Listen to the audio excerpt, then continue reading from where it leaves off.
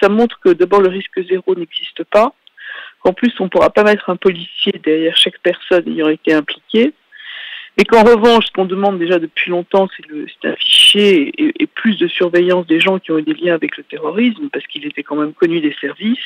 Ce fichier-là, il faut vraiment le mettre en place de façon extrêmement urgente. Pourquoi ça va pas plus vite aujourd'hui? Ben, ça va pas plus vite. D'abord, il faut des lois, elles sont en route. En plus, c'est ce que je répète depuis le début de cette commission d'enquête que j'avais demandé il y a déjà très longtemps. Il faut des hommes et des moyens. Il faut que les hommes et les moyens soient formés et que les moyens se mettent en place. Voilà. Et puis le phénomène, c'est un cancer métastasé. Donc, si vous voulez, il y en a partout et on ne sait pas faire. Puis il n'y a pas une vision globale non plus. On ne peut pas le reprocher vraiment au gouvernement parce que c'est extrêmement compliqué. Moi, je suis aux États-Unis où on travaille aussi cette question. Et tu sais, il faut une vue globale. Il faut de la prévention. Il faut de la formation des agents. Il faut aussi qu'on ait une communauté musulmane avec laquelle le gouvernement puisse travailler. Or, actuellement, le Conseil français du culte musulman n'est pas considéré comme représentatif par les musulmans eux-mêmes. Il faut rédiger un contre-discours. Tout ça demande un temps fou et c'est global, si vous voulez. Ça passe de la prévention, en passant par l'éducation, en passant par la politique des villes. C'est un travail dantesque. Et puis par notre politique étrangère.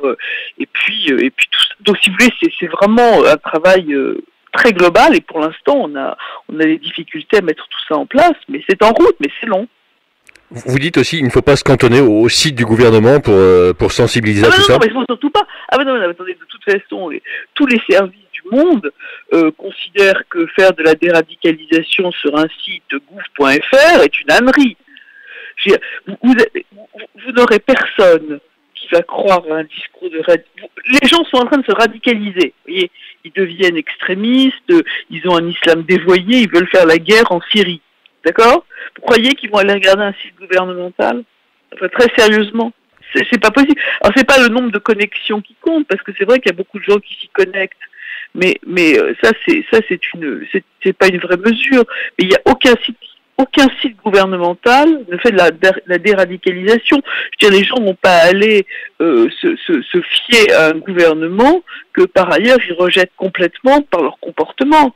Donc non, évidemment, tout le monde le dit, les Anglais, les Américains, n'importe qui le dit. Le contre-discours ne peut pas être porté par un site officiel. Voilà. Vous parlez de fichiers, et je reviens un petit peu là-dessus, parce que ce dernier terroriste à Villejuif était connu des services des renseignements, mais pour autant il n'était pas surveillé faute de moyens. C'est aussi un vrai problème aujourd'hui, ça.